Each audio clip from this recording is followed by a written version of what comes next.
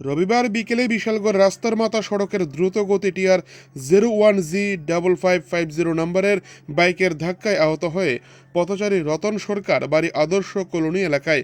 পরবর্তী সময়ে অগ্নি নির্বাপক দপ্তরের কর্মীরা খবর পেয়ে আহত রতন সরকারকে উদ্ধার করে বিশালগড় মহকুমা হাসপাতালে নিয়ে আসে।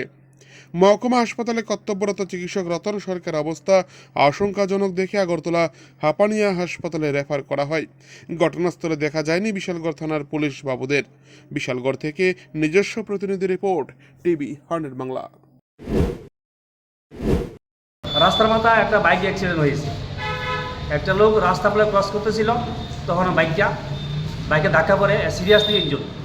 আমরা বিশালগড় ফায়ার সার্ভিস স্টাফ খবর পেয়ে বিশালগড় মহকুমা হাসপাতাল নিয়ে আইছি। কি নাম? নামটা পুলিশ জানা গেছে না, বয়স নামটা পুলিশ জানতে পারছে না। কি এমনিতে আসলো? অবস্থা সিরিয়াস, মানে খালি ছিল, মানে রাস্তা দিয়ে তো আসলো? রাস্তাটা আগে ছিল, রাস্তা ক্রস করতে আসছিল, এমন সময় বাইকে ধাক্কা দিয়া মানে পথ ছেড়ে আসলো নাকি? পথ ছেড়েছিল। নাম টাম পাওয়া গেছে না? নামটা পাওয়া গেছে। অবস্থা কিরকম? অবস্থা সিরিয়াস।